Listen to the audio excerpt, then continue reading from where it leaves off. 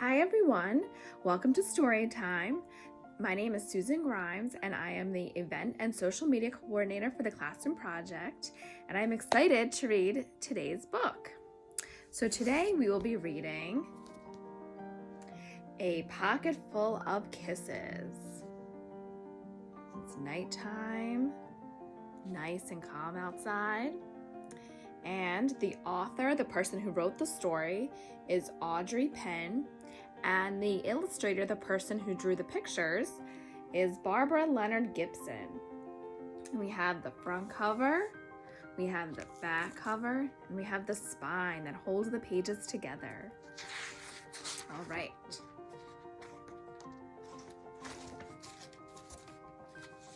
And we have the dedication page. For my darlings Matthew, Ryan, Daniela, and Rebecca. For my father and his grandchildren, Caitlin and Evan.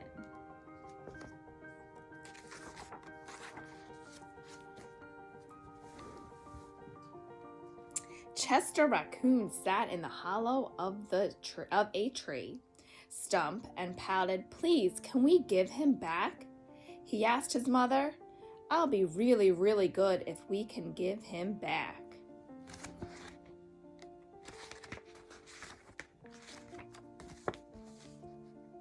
Mrs. Raccoon smiled tenderly. "You're already really, really good, Chester, but I'm afraid no matter how good you are, we can't give him back. Besides, I thought you liked having a little brother." "I did like it at first," admitted Chester, "but now he plays with my toys and swings on my swings and reads my books. Then he pulls my tail and talks to my friends and follows me everywhere I go."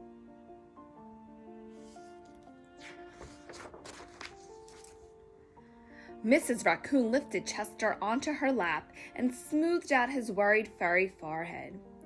"That's what little brothers do," she explained in a very motherly tone.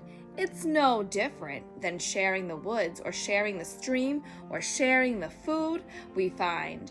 Ronnie wants to be just like you."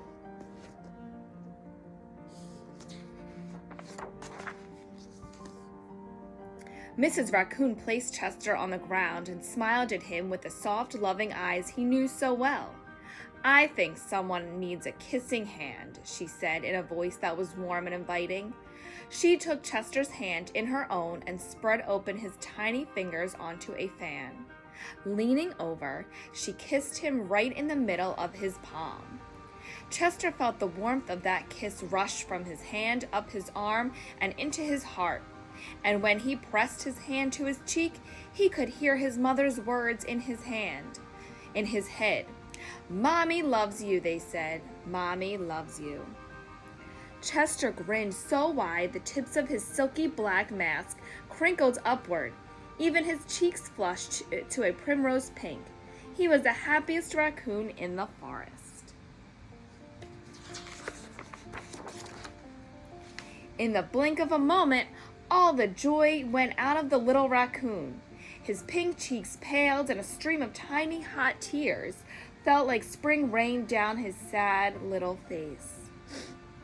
Even his silky black mask drooped as he watched his mother reach down, take Ronnie's hand in her own, open his tiny fingers into a fan, and kiss his brother right in the middle of his palm.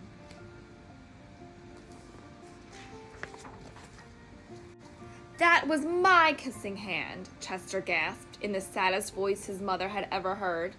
"Why did you give Ronnie my kissing hand? Don't you love me anymore?"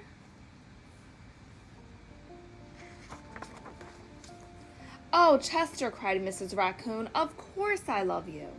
"Then how come you gave the baby my kissing hand?" asked Chester. Mrs. Raccoon gathered Chester up in her arms and gave him a great big, comforting hug. "I would never give Ronnie your kissing hand," she assured him gently. "That was his kissing hand. Now you each have one of your own."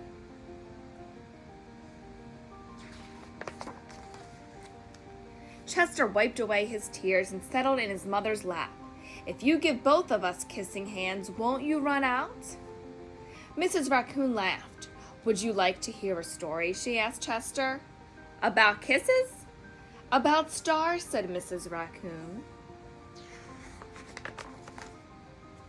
Every night, just before the sun goes down, it reaches out with its rays and touches every star in the universe. One by one, the stars light up and shine down upon us. Even on nights we can't see the stars, they're up there sparkling away. No matter how many stars fill the sky, the sun will never run out of light, and its rays will never stop reaching out to them. That's the way it is with kissing hands. When somebody loves you, their kisses are like the sun's rays, always there and always shining. No matter how many kissing hands I give you and Ronnie, I will never, ever run out.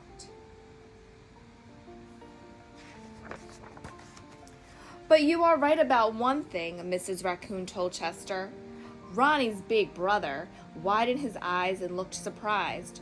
What's that? Asked his mother. You are the big brother, and that deserves something extra special. Mrs. Raccoon put Ronnie on a swing, then took Chester's right hand in hers and spread open his tiny fingers into a fan. Leaning over it, she kissed him right in the middle of his palm. That kiss is for your pocket, she told him. Take good care of it and keep it as a spare. You never know when a big brother might need a little extra care.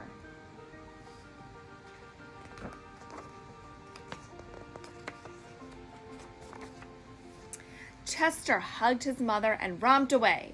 I love you too, he seemed to say.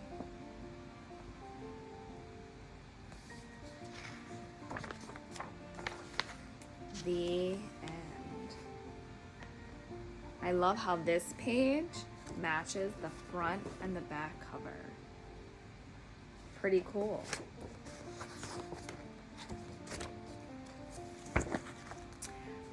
So, I hope you enjoyed the story, and until next time everyone, bye-bye.